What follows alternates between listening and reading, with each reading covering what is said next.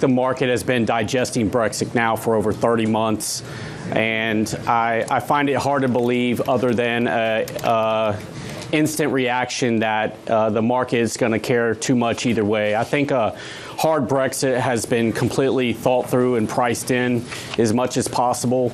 I don't necessarily think that's the outcome, but it's hard to believe that we get much longer-term reaction out of it. We have really been quite bearish on the UK political scene and sterling for most of this year, and that has tended to serve us well. But I think certainly there's been a real change over the past few weeks, where it does seem that Boris Johnson is focused on getting a deal, putting all his focus on that rather than just getting out. And if you have a deal, great, but hard Brexit being a higher priority there. So I think at this point, it seems that getting a deal, whether it's soon or within a few months, seems to be the government's priority. So I think that's positive for the pound. Still a possibility, particularly once you have the lapse of the Ben Act, as I understand it, that they would have to bring in a new deadline if we do get perhaps maybe a 3-month deadline. I think our base case roughly would be that we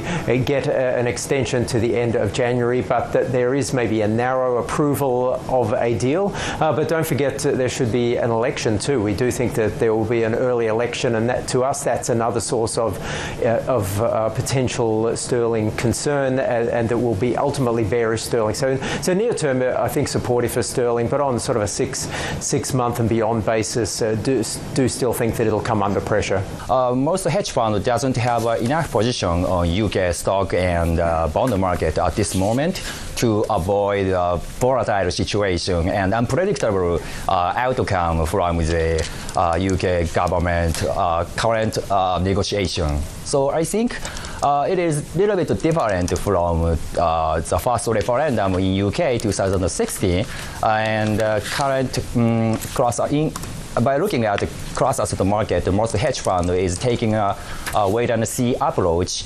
how the negotiation will go from now.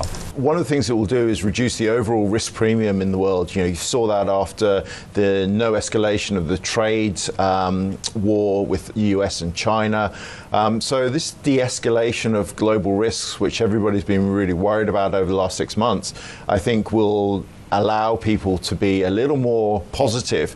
And if you look at the way that investors are positioned at the moment, the pain trade will be if risk assets, equities, high yields start to trade higher, because people are positioned, investors are positioned very cautiously at the moment. So you could see the pain trade is actually to the upside. The most important thing is that hard Brexit is most likely off the table, and that would have been the most disruptive event in, as you said, the theater of Brexit. Mark Carney is echoing what all the the corporates in the UK have been saying for months, is that there's a lot of uncertainty.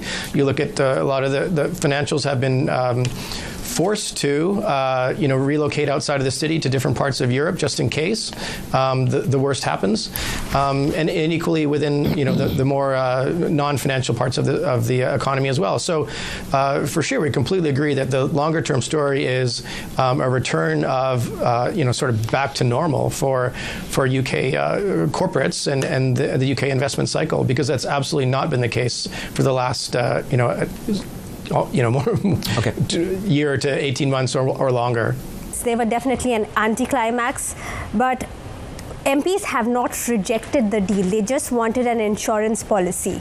And with Boris Johnson actually submitting an extension letter, markets are relieved. There's no deal Brexit for now.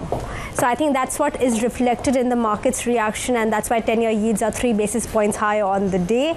We did, no doubt, indeed, we did go to the weekend with a lot of expectations, and we've, I think, seen around 30 basis point sell-off since early October.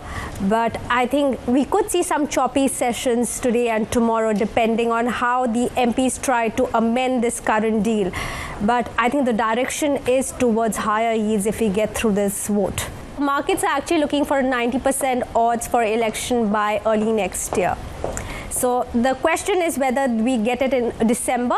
So I think that if Boris Johnson does get a deal, he will try an election scenario. He will try to avoid an election scenario in December. I think right now the government needs to get its act together, get all the formalities done for Brexit, and actually kick off the process, the actual transition deal.